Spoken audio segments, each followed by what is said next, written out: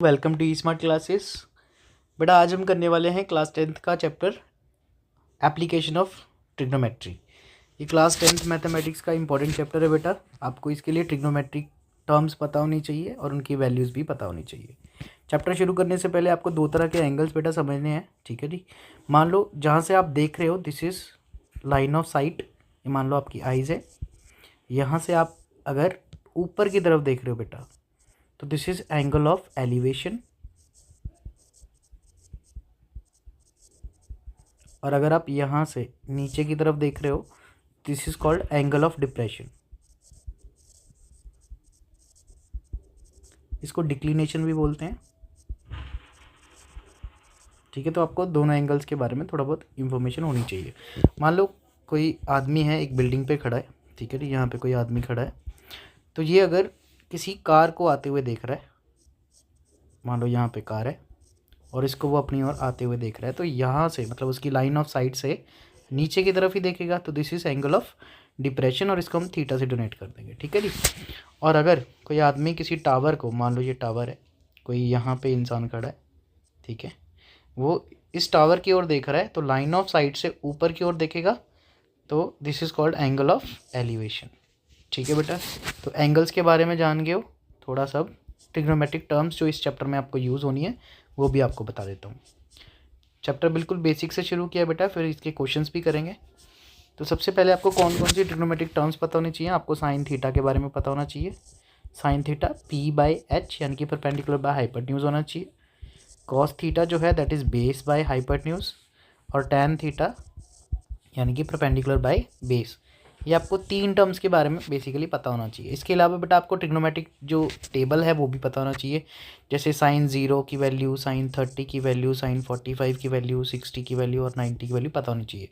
अगर साइन की बात कर रहा हूँ बेटा तो साइन 0 0, साइन 30 1/2, साइन 45 1/√2, साइन 60 जो होगा दैट इज़ √3/2 और साइन 90 दैट इज़ 1। अब कॉस थीटा की अगर मैं बात करूँ तो कॉस 0 जो होता है, cos 0 is 1, cos 30 that is √3/2, cos 45 that is 1/√2 और cos 60 that is 1/2 and cos 90 जो है that is 0। अब अगर मैं tan की बात करूँ बेटा तो tan में tan 0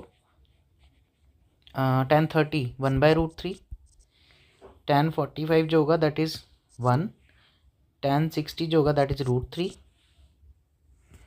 और tan जो 90 है दैट इज़ नॉट डिफाइन और tan 0 जो होगा दैट इज़ 0। अब किसी को अगर tan का नहीं याद रहता है तो आप साइन कॉस की वैल्यूज़ को याद कर लो बेटा और इनको डिवाइड कर लो। tan का फॉर्मूला रहता है साइन अपॉन कॉस, ठीक है। तो इससे आप निकाल सकते हो, मतलब आप 0 को 1 से डिवाइड करो तो 0 आएगा, 1/2 को √3/2 से डिवाइड करो तो 1/√3 आएगा, 1/√2 को 1/√2 से डिवाइड करोगे तो 1 आएगा, √3/2 को 1/2 से करोगे तो √3 आ जाएगा, और 1 को अगर 0 से डिवाइड करो, something divide by 0 is infinity यानी कि नॉट डिफाइन। तो ये आपको टेबल जो है अच्छे से याद रख लेना है। चलिए अब क्वेश्चंस पे चलते हैं। इसके क्वेश्चन किस तरह के आएंगे आपको, तो बेसिक क्वेश्चन से शुरू करते हैं, एमसीक्यू से। तो सबसे पहला है, a portion of a 60 metre long tree is broken by tornado and top stuck up ground making an angle 30 degree. मतलब एक पेड़ था, ठीक है जी, 60 मीटर हाइट थी इसकी टोटल, यहाँ से यहाँ तक की, और ये कहीं बीच में से टूट गया है। बीच मतलब एग्जैक्टली बीच में से नहीं, किसी भी प्रॉपर एक डिस्टेंस से टूट गया और ज़मीन के साथ इस तरह से गिरा है। यही पोर्शन गिरा है बेटा यहाँ पे, ठीक है। टोटल हाइट हमें 60 पता थी, मान लो नीचे से x हाइट से ये टूट गया, तो ये जो डिस्टेंस बचेगा दिस इज 60 माइनस x हो जाएगा, ठीक है। उसने पूछा height of the point where the tree broken is equals to, ठीक है जी, यानी कि आपको ये हाइट निकालनी है जहाँ से ये पेड़ टूटा है, ठीक है। और ये एंगल फॉर्म कर रहा है 30 डिग्री का, जो ग्राउंड के साथ ये एंगल फॉर्म कर रहा है 30 डिग्री का। चलिए अब इसको फाइंड आउट कैसे करना है बेटा। तो एक चीज़ देखो यहाँ पे, अगर मुझे इसको पता करना है तो यहाँ पे मुझे हाइपोटेन्यूज पता है और परपेंडिकुलर थोड़ा सा निकालना है मुझे, ठीक है। अगर आप राइट एंगल ट्रायंगल के बारे में जानते हो बेटा तो आपको थोड़ा सा, मान लो ये हमारा राइट एंगल ट्रायंगल है, कहीं पे भी अगर मैं थीटा रख देता हूँ तो थीटा और 90 के बीच में जो साइड होते हैं दिस इज बेस, थीटा के बिल्कुल ऑपोजिट साइड जो होती है दिस इज परपेंडिकुलर, और 90 के सामने वाली यानी कि ऑपोजिट साइड को हाइपोटेन्यूज कहते हैं। इसके अलावा आपको पाइथागोरस थ्योरम याद होनी चाहिए। हाइपोटेन्यूज का square is equals to base का स्क्वायर प्लस परपेंडिकुलर स्क्वायर। तो ये चीज़ें क्लियर होनी चाहिए। ये जो अभी हम क्वेश्चन कर रहे थे उसमें आपको इस ट्री की टोटल हाइट 60 मीटर दे रखी है। मान लो नीचे से ग्राउंड से x डिस्टेंस पे ये पेड़ टूट गया और ये जो ऊपर वाला पोर्शन है ये इस तरह से नीचे की तरफ गिर गया, ठीक है जी। तो ये कितना हो जाएगा, 60 माइनस एक्स हो जाएगा। और आपसे पूछा है कि भैया कितनी, यानी कि ग्राउंड से कितना हाइट पे ये टूटा है यहाँ से, तो यहाँ से यहाँ तक की हाइट आपको बतानी है। और जो एंगल फॉर्म हुआ है दिस इज़ 30 डिग्री। अब इसको कैसे सॉल्व करेंगे बेटा?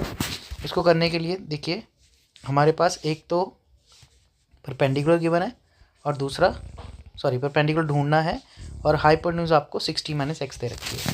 तो इसके लिए अगर आप ध्यान से देखो तो हाइपोटेन्यूज दी हुई है और दूसरा परपेंडिकुलर के साथ रिलेशन है, तो P/H यूज़ करना पड़ेगा, यानी कि साइन थीटा यूज़ करना पड़ेगा, ठीक है जी।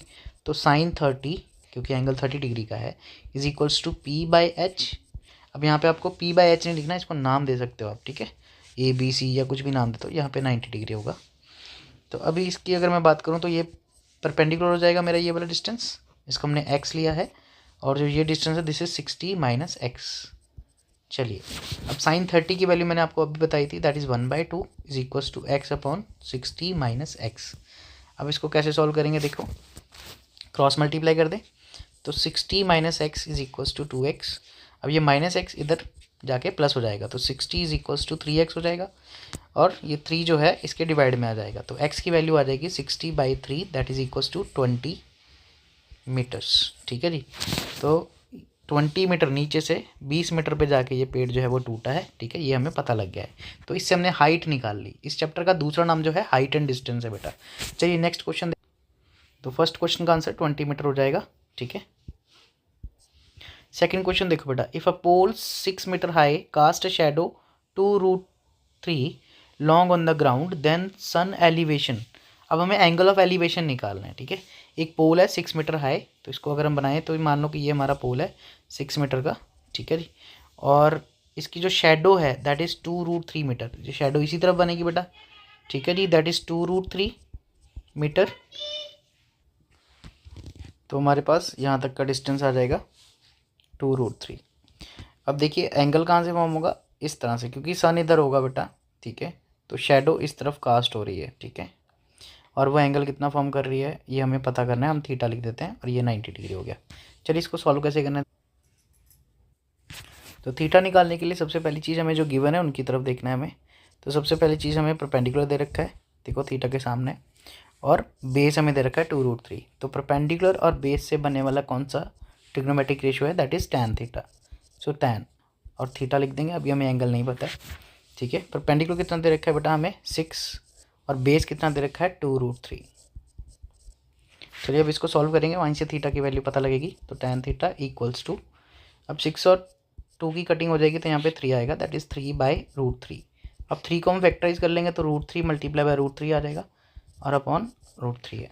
अब इस √3 से ये √3 कैंसिल हो जाएगा, तो आंसर आ जाएगा √3। अब tan theta is equal to √3 आया। अब tan की कौन सी वैल्यू पे √3 आता है, तो tan 60 पे √3 होता है, ठीक है। तो थीटा कितना आ गया 60 डिग्री। तो ये हमारा आंसर हो जाएगा। चलिए देखते हैं इसको। तो देखिए ए ऑप्शन हमारा आंसर हो जाएगा, ठीक है। नेक्स्ट क्वेश्चन पे चलते हैं बेटा। The angle of depression of car standing on a ground from a top of 75 meter tall, या टावर कह सकते हो, इज़ 30 डिग्री, ठीक है जी। The distance of the car from the base of the tower. बहुत सिंपल सा question है। एक टावर है हमारे पास, ठीक है, 75 मीटर हाई, और एक कार उसकी तरफ आ रही है, ठीक है जी, और वो एंगल फॉर्म कर रहा है, मतलब उसके टॉप पे जो बंदा खड़ा है वो एंगल ऑफ डिप्रेशन फॉर्म कर रहा है, ठीक है, कितने डिग्री का, 30 डिग्री का, ठीक है। तो बेटा यहाँ से अगर मैं ले लूँ तो ये आपको जेड बन रहा है, this is vertically alternate interior angle, ठीक है। तो ये हो जाएगा 30 डिग्री का ही, ठीक है, और ये 90। चलिए अब इस तरह से अगर इसको सॉल्व करेंगे तो हमें ये डिस्टेंस ढूंढना है, ये वाला यहाँ से यहाँ तक का डिस्टेंस। तो इसको कैसे सॉल्व करना है, तो इस डायग्राम में आपको क्लियर होगा कि बिल्डिंग के ऊपर एक आदमी खड़ा है जो कार को देख रहा है उसकी तरफ आते हुए, और एंगल ऑफ डिप्रेशन जो था वो 30 डिग्री का था, ठीक है जी। तो मैंने आपको अभी बताया कि यहाँ पे जो एंगल फॉर्म होगा वो इधर भी फॉर्म हो जाएगा नीचे, this is alternate interior angle, ठीक है जी। तो बिल्डिंग की हाइट जो है दैट इज़ 75 मीटर, और हमें ये डिस्टेंस ढूंढना है। चलिए इस ट्राइंगल को अगर मैं नाम दे दूँ ABC, ठीक है, तो in triangle ABC tan 30 equals to A B by B C. ये कैसे बना? This is perpendicular and this is base. अब परपेंडिकुलर की वैल्यू कितनी है? 75। तो यहाँ पे हम 75 लिख देंगे और बी सी की वैल्यू ढूंढनी है तो हमने अपनी तरफ से एज्यूम कर लिया एक्स। tan 30 की वैल्यू क्या होती है बेटा? That is 1/√3। अब क्रॉस मल्टीप्लाई करने पे आपका आंसर आ जाएगा x is equal to 75√3 metres. तो दिस इज योर आंसर। अगला क्वेश्चन देखो बेटा, angle of elevation of a top of tower at the point on the ground 50 metre away from the foot of the tower is 45 degree. Find the height of the tower. ठीक है जी। तो आपको एक tower दिया गया है, ठीक है जी, जो कि 50 मीटर अवे है किसी एक पॉइंट से, ठीक है जी, और हाइट ऑफ द टावर आपको पता करनी है। और ये जो एंगल फॉर्म हो रहा है इसके टॉप के साथ, दिस इज़ 45 डिग्री। सिंपल सी बात है, ये परपेंडिकुलर है, ये बेस है, ठीक है। परपेंडिकुलर बाय बेस में क्या यूज़ होता है बेटा? tan थीटा यूज़ होता है, ठीक है। tan 45 की वैल्यू 1 होती है बेटा, तो P बराबर B हो जाएगा, यानी कि परपेंडिकुलर और बेस दोनों बराबर हो जाएंगे। अगर ये 50 है तो ये भी कितना होगा? 50 मीटर। तो इसका आंसर हो जाएगा 50 मीटर। तो यहाँ पे ऑप्शन में आपको दिख रहा होगा 50 मीटर, ये आपका आंसर हो गया। जल्दी से अगले question. If the altitude of the sun is 60 degree और height of the vertical tower will be cast a shadow of length 30 meter. अच्छा लेंथ, अच्छा हमें दे रखी है cast a shadow of length 30 meter और हाइट ऑफ वर्टिकल टावर आपसे पूछा गया है क्वेश्चन में। क्वेश्चन को ध्यान से पढ़ना है। तो यहाँ से आपको पता लगेगा कि आपको पूछा गया है हाइट ऑफ द टावर। तो हाइट ऑफ टावर निकालने के लिए क्या करेंगे? सबसे पहली चीज़ आप समझो बेटा, जो एंगल हमारे पास फॉर्म हुआ है वो 60 डिग्री का हुआ है, ठीक है, ये 90 हो गया। और आपसे बोला है कि शेडो की जो लेंथ है दिस इज़ 30 मीटर और आपको हाइट ऑफ टावर निकालनी है, तो एच निकालना है। फिर से tan यूज़ होगा बेटा इसमें, tan 60 इक्वल्स टू, इसको हम एच बोल दें, h/30। अब tan 60 होता है √3 बेटा, तो ये हो जाएगा 30√3। तो इसका आंसर हो जाएगा 30√3। ये भी आपका आंसर गलत लिखा हुआ है, 30√3 आंसर होगा इसका, ठीक है। आप नेट से भी चेक कर सकते हैं इसको। नेक्स्ट क्वेश्चन देखो बेटा, if the angle of elevation of a top of tower from 2 point distant A and B from the base and the same straight line are complementary, then the height of tower is।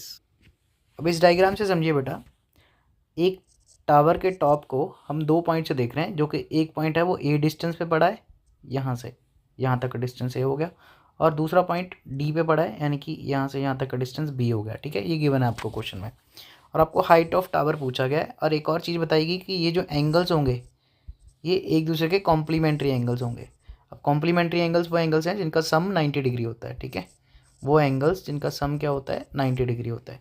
तो 90 degree का मतलब क्या होगा? अगर एक theta है तो दूसरा कितना होगा? 90 माइनस थीटा होगा। फिर इस क्वेश्चन को कैसे करना है, हाइट ऑफ टावर कैसे निकालेंगे, ये देखते हैं। सबसे पहली चीज़, आप ट्राइंगल ABC में देखो, अगर इन ट्राइंगल ABC tan थीटा अगर लगाऊँ मैं, तो दैट इज़ h/a, ठीक है बेटा, परपेंडिकुलर बाय बेस, ये परपेंडिकुलर ये बेस। और दूसरा, अगर मैं ट्राइंगल ABD की बात करूं, इसमें अगर tan थीटा की जगह पे आ जाएगा 90 माइनस थीटा जाएगा, क्योंकि कॉम्प्लीमेंट्री है। और इसमें हाइट तो h ही रहेगी बेटा, परंतु जो डिस्टेंस होगा वो कितना होगा? b होगा, तो h/b हो जाएगा। तो यहाँ से अगर आपने आइडेंटिटी पढ़ी हो, tan 90 माइनस थीटा जो होता है वो cot थीटा के बराबर होता है, तो दिस इज़ h/b। अब cot जो होता है दैट इज़ 1/tan थीटा, cot इक्वल्स टू 1/tan थीटा, ये आपको पता होना चाहिए। तो इट मीन्स इसका रेसिप्रोकल कर दूँ तो tan थीटा आ जाएगा, तो tan थीटा की वैल्यू क्या आ जाएगी? b/h। अब इस इक्वेशन को 1 दे दो और इस इक्वेशन को 2 दे दो, दोनों ही tan है, तो दोनों आपस में भी क्या होंगे? इक्वल होंगे बेटा। अब इसको थोड़ा यहाँ पे सॉल्व कर लेते हैं। अगर फ्रॉम 1 and 2 से क्या आएगा? h/a इक्वल्स टू b/h, और क्रॉस मल्टीप्लाई करने पे क्या आ जाएगा? h² is equals to ab और h is equals to √ab। तो इसका आंसर हो जाएगा √ab। यूनिट्स या मीटर जो भी आपको यहाँ पे गिवन होगा, तो यहाँ पे आंसर है √ab। चलिए बेटा नेक्स्ट क्वेश्चन देखते हैं जल्दी से। When a length of shadow vertical pole is equals to √3 times the height. आपको शेडो की जो लेंथ है वो हाइट से √3 टाइम्स ज़्यादा दे रखी है, √3 टाइम्स दे रखी है, sorry, the angle of elevation of sun आपसे पूछा गया है, ये आपसे पूछा गया है। मान लो ये अगर h है तो this is √3 times of h, तो h √3 लिख देंगे। और इनके अगर रेशो निकालोगे h/h√3 तो ये tan थीटा के बराबर आएगी, और h से h कैंसिल हो जाएगा तो 1/√3 आ जाएगा। 1/√3 tan की कब वैल्यू होती है बेटा? थीटा की वैल्यू होती है 30 डिग्री पे। तो आपका आंसर आ जाएगा 30।